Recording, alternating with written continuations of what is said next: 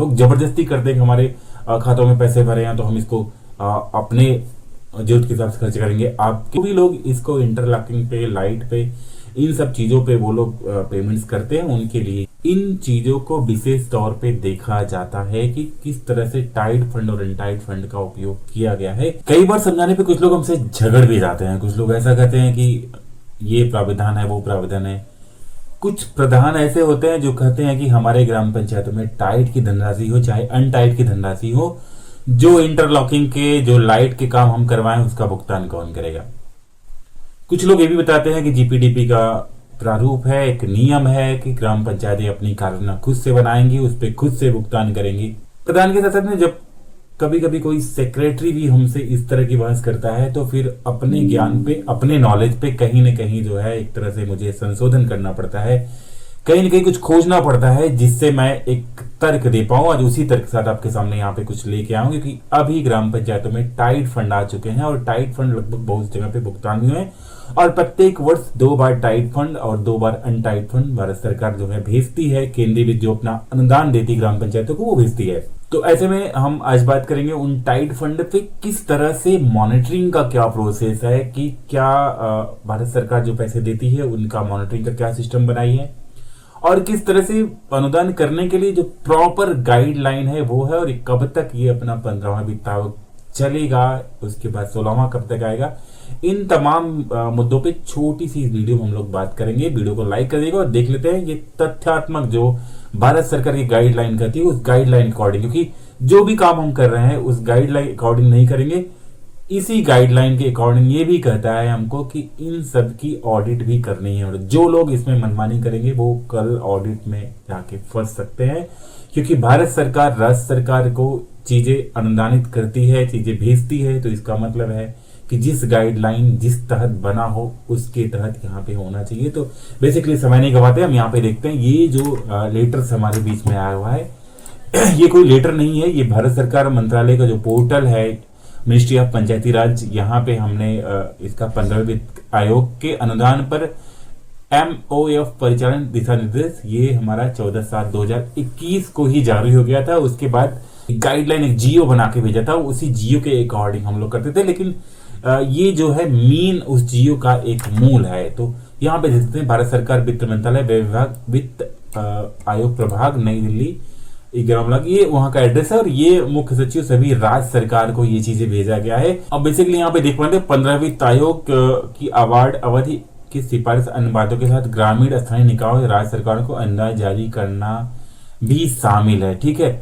हम लोग बहुत सारे मुद्दे पर नहीं जाते हैं, लेटर आप देख चुके हैं, जिन्होंने लेटर है, और नीचे जाते हैं इसमें हम लोग यहाँ पे ये आप देख सकते हैं जो धनराशि है वो राज्य को अपने भीतर आने वाले अपवर्जित क्षेत्र जहां संविधान का भाग नहीं होता है के लिए अनुदान आवंटित जनसंख्या के लिए 90% जो है जनगणना और 10% जो है वो क्षेत्रफल के अनुसार जो है ये जो है एलोकेट की जाती है, ग्राम पंचायतों को हस्तांतरित की जाती है। ठीक है, और दूसरी बात यहाँ पे हम लोग करें कि ये तमाम चीजें हैं, अनुदान जारी करने के तौर तरीके हैं, इसको हम लोग यहाँ पे देखते हैं। जब यहाँ पे बुनियादी अनुदान में आते हैं तो बुनियादी अनुदान अर्थात कुल आवंटन 50% वित्त मंत्रालय विभाग वित्त आयोग विभाग द्वारा प्रमाण पत्र प्राप्त होने उपरांत पंचायती मंत्रालय भारत सरकार को सिफारिश करने के बाद 2 किस्तों में जारी किया जाएगा। राइट, अभी जो हम लोग देखते हैं 2 किस्तों में जारी वो होता है।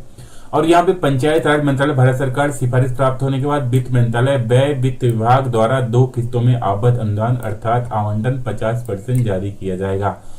पेयजल और स्वच्छता विभाग जल शक्ति मंत्रालय भारत सरकार और पंचायती राज मंत्रालय अनुदान जारी की सिफारिश से पहले निम्नलिखित मूल्यांकन करेंगे। ठीक है, ये चीजें देख रहे हैं आप। खुले में शौच से मुक्त स्थानीय निकाय स्थित कायम रखना, पेयजल की आपूर्ति, वर्षा जल संचयन और पुनर्चक्रण, वेबसाइट पर 15वें वित्त आयोग की निधियों के उपयोग के बारे में ब्यौरा अपलोड करना, कोई अन्य शर्त जल शक्ति मंत्रालय आबद्ध अनुदान को घोषित उद्देश्यों के संबंध में उपयुक्त समझे। अब नीचे हम लोग यहाँ पे जाते हैं तो अब नीचे जाते हैं यहाँ पे तो आबद्ध अनुदान जो है, आबद्ध अनुदान उपयोग मूलभूत सेवाओं के लिए किया जा सकता है, जैसे कि स्वच्छता, खुले में शौच से मुक्त ODF की स्थिति को कायम रखने के लिए, पेयजल की आपूर्ति, वर्षा जल संचयन और जल पुनर्चक्रण के लिए स्थानीय निकाय जहां तक संबंध हो इन आपद अनुदानों में से प्रत्येक को इन दोनों महत्वपूर्ण सेवाओं के लिए आधा आधा हिस्सा निर्धारित करेंगे। बिल्कुल, ये जो देख रहे हैं हम लोग बात कर रहे हैं यहाँ पे केंद्रीय वित्त के टाइड फंड की अनुदान की यहाँ पे बात हो रही है।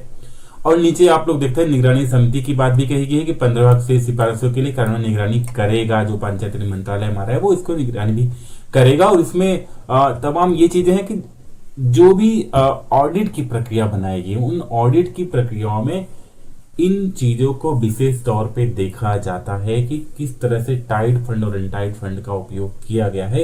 भारत सरकार की गाइडलाइन उनके पास सक्षम रूप से उपलब्ध होती है और वो उसी अकॉर्डिंग करते हैं। तो जो भी लोग इसको इंटरलॉकिंग पे, लाइट पे, इन सब चीजों पे वो लोग पेमेंट्स करते हैं, उनके लिए ये एक तरह से जो है वीडियो आप उन तक पहुंचाइएगा जिससे लोग जाने। लोग जबरदस्ती करते हैं कि हमारे खातों में पैसे भरे हैं तो हम इसको अपने जरूरत के हिसाब से खर्च करेंगे, आपके हिसाब से नहीं खर्च करने वाले हैं। ऐसा कई लोग झगड़ा भी कर देते हैं, कई सेक्रेटरी से प्रधान झगड़ जाते हैं और कई लोग जो है ट्रेनरों से झगड़ जाते हैं, समझाने वाले झगड़ जाते हैं। तो इन सब चीजों को लोग समझे। जो भी केंद्र सरकार है वो एक प्रस्ताव के तहत, एक जो है अनुरोध के तहत, वो गाइडलाइन के तहत पैसे आते हैं और इनको हम उचित व्यय में खर्च करें, उचित मार्गदर्शन में खर्च करें, जिससे कि आगे चल के ऑडिट में कहीं कोई दिक्कतें ना आए और हमेशा चीजें जो है वो प्रॉपर बनी रहे। तो आशा करता हूँ आज की वीडियो में कुछ जानकारी दे पाऊंगी। वीडियो पसंद लाइक करिए, चैनल में सब्सक्राइब जरूर कर लीजिए। मिलती है तो वीडियो तब तक लिए जय हिंद भाई दोस्तों।